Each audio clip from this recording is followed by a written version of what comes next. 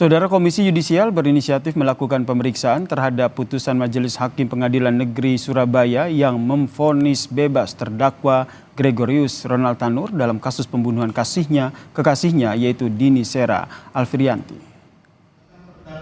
Dalam amar putusannya, saudara, hakim menilai anak anggota DPR Edward Tanur ini, saudara, tidak terbukti membunuh ataupun menganiaya korban hingga tewas. Padahal jaksa penuntut umum sebelumnya menuntut Ronald dengan hukuman 12 tahun penjara. Komisi Yudisial juga meminta masyarakat dan juga media bisa ikut melaporkan bukti-bukti pendukung agar kasus vonis bebas Ronald ini bisa ditindaklanjuti sesuai dengan prosedur. Komisi Yudisial akan membentuk tim investigasi untuk memeriksa dugaan pelanggaran etik ataupun pedoman perilaku hakim terhadap putusan bebas Ronald Tanur. Selamat sore, salam sejahtera untuk kita semuanya. Namun karena belum ada laporan ke Komisi Yudisial, sedangkan putusan ini menimbulkan perhatian publik, maka Komisi Yudisial mengambil inisiatif. Walaupun KY tidak bisa menilai suatu putusan, tetapi sangat memungkinkan bagi Komisi Yudisial untuk menurunkan tim investigasi serta mendalami putusan tersebut guna melihat apakah ada dugaan pelanggaran kode etik dan pedoman perilaku hakim.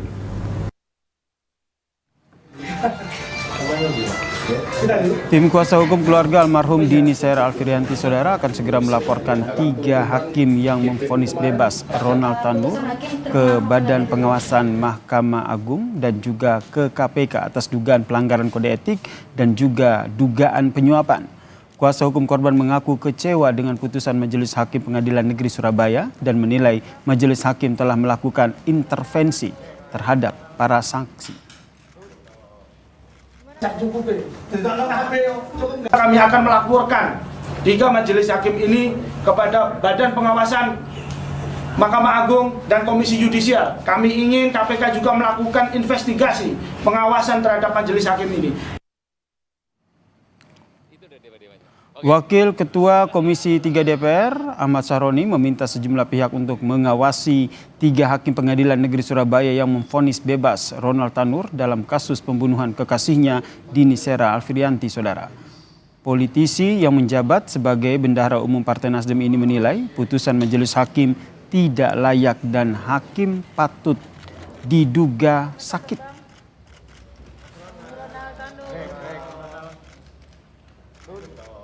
Ini hakimnya sakit. Mungkin dia nggak punya seorang anak perempuan yang bisa merasakan bagaimana perempuan ini diberlakukan tidak selayaknya. Yang herannya, jaksa penuntut umum sudah melayangkan 12 tahun penjara, tapi hakim memutuskan bebas. Nah, ini yang gue bilang kemarin, bahwa ini hakim sakit. Dan para pihak harus mengawasi ini dengan seksama, ada apakah gerangan sampai akhirnya divonis bebas. Membebaskan terdakwa oleh karena itu dari seluruh dakwaan penuntut umum. Senang dah, gimana mas mau karaoke lagi? Yang penting Tuhan yang buktikan yang benar.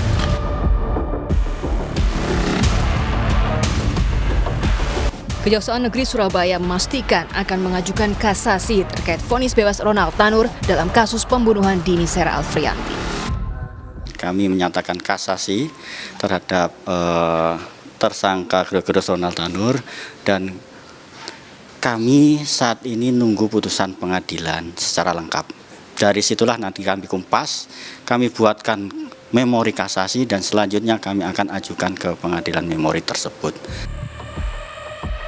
Kasasi yang dilakukan kejaksaan menjadi salah satu harapan bagi keluarga korban yang tinggal di Sukabumi, Jawa Barat. Keluarga korban mengaku kecewa dan berharap Ronald Tanur tetap dihukum setimpal dengan perbuatannya. Tahu-tahu udah dapat kabar udah mau bebas, malahan. Kami sekeluarga sangat sedih, sangat kecewa dengan keputusan Pak Hakim sama Pak Jaksa. Iya, kami kaget dengar kabar kemarin. Hah? Dini Sera Alfrianti ditemukan tewas saat bersama kekasihnya Gregorius Ronald Tanur pada Oktober 2023. Kalau selama ini pihak keluarga kedua itu pelaku pernah kesini nggak? Enggak, belum ada kata maaf, belum ada apa-apa gitu. Duka mendalam keluarga Dini hingga kini belum reda. Ditambah lagi pelaku Ronald bakal bebas dari hukuman. Padahal jaksa penuntut umum menuntut anak mantan anggota DPR itu dengan hukuman 12 tahun penjara. Tim Liputan Kompas TV.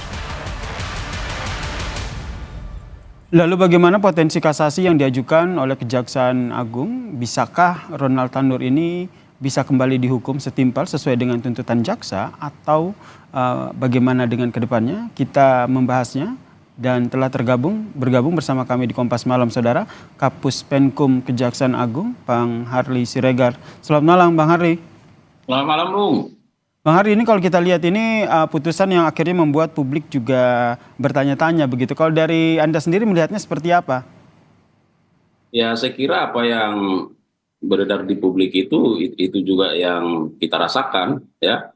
Karena kalau kita lihat kan putusan ini saya kira sangat penuh kejanggalan dan sangat tidak berdasar, bahwa jaksa penuntut umum sesungguhnya sudah melakukan upaya-upaya maksimal terkait soal pembuktiannya, dan dalam fakta-fakta persidangan sesungguhnya sudah terungkap bahwa dengan fakta-fakta itu seharusnya terdakwa tidak dinyatakan bebas. Nah, tetapi karena hakim berpendirian beda, ya, hakim menggunakan pendiriannya sendiri yang tidak didasarkan pada fakta-fakta hukum yang terungkap dalam persidangan itu, ya akhirnya pengadilan mengambil jalan menyatakan terdakwa bebas. Oke, Anda sendiri sudah mendapatkan salinannya, Bang? Nah, kemudian kejanggalan yang tadi disampaikan itu seperti apa saja, Bang? Nah, jadi kalau kita lihat ya dari pertimbangan-pertimbangan hakim itu kan dikatakan bahwa tidak ada saksi yang melihat secara langsung, itu yang pertama, ya. Kemudian yang kedua bahwa meninggalnya korban itu lebih karena pengaruh konsumsi alkohol. Nah, padahal ini sangat berbanding terbalik misalnya dengan visum et repertum yang disajikan, bahwa meninggalnya korban itu kan karena ada faktor luka.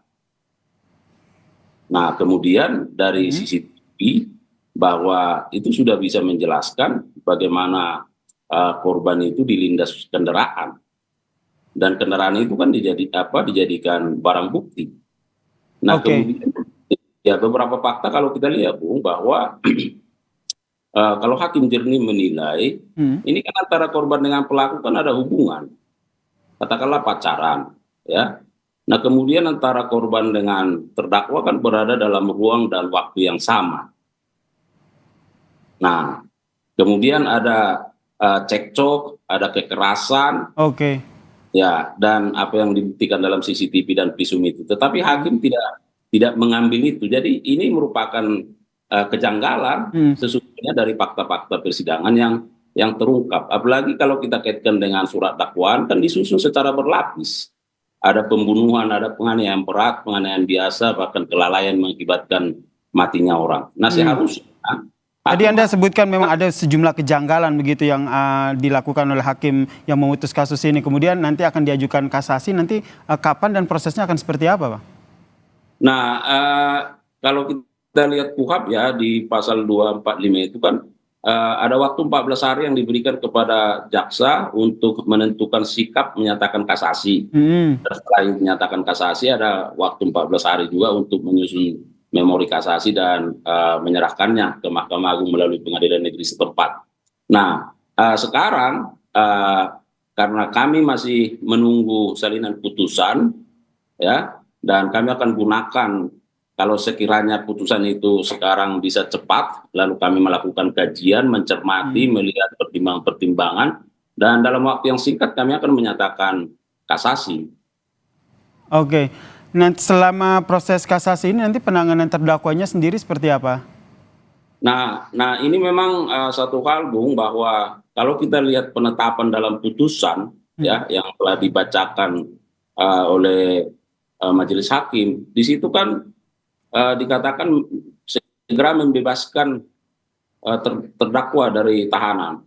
Nah, karena itu adalah perintah dalam putusan, maka itu harus dilaksanakan segera. Nah, karena kalau tidak, ini bisa berimplikasi juga bahwa ada pelanggaran HAM di situ kan. Nah, sehingga ya jaksa harus melaksanakan itu. Tetapi berarti selama proses kasasi ini, walaupun nanti akan mengajukan kasasi, namun terdakwa harus bisa dibebaskan begitu, sesuai dengan putusan hakim. Itu penetapan dalam putusan dan itu harus dilaksanakan. Nah, kecuali nanti misalnya dalam pengajuan kasasi hakim Mahkamah Agung menyatakan ditahannya, kita akan tahan. Oke, namun pada tahap ini ada proses pencekalan atau sejenisnya sehingga memang terdakwa ini kooperatif begitu atau tidak melarikan diri?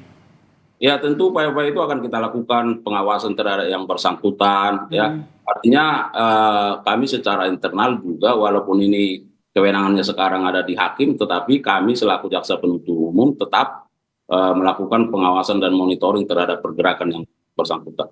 Oke, kemudian peluangnya akan seperti apa? Karena tadi Anda menyatakan bahwa banyak sekali kejanggalan-kejanggalan yang dilakukan pada saat proses sidang sehingga hasilnya putusan. Peluang setelah melakukan kasasi ini nanti akan bagaimana? Ya, saya kira kita harus optimis ya, karena ini kan soal penegakan hukum yang bermartabat dan tujuannya adalah untuk menciptakan kebenaran material ya. Jadi artinya ya kita harapkan Majelis Hakim Agung juga nantinya bisa melihat ini bahwa dari syarat-syarat alasan-alasan pengajuan kasasi hakim kan tidak menerapkan hukum sebagaimana mestinya, sehingga ini harus menjadi pertimbangan yang baik, yang matang bagi hakim-hakim agung untuk bisa membatalkan putusan ini. Oke, kita nantikan seperti apa proses kasasinya nanti dan peluangnya akan seperti apa ya. Terima kasih. Baik Bu, terima kasih. Terima kasih Kapus Penkum dari Kejaksaan Agung, Bang Paharli Siregar telah bergabung bersama kami di Kompas Malam. Salam sehat Pak Harli. Terima kasih.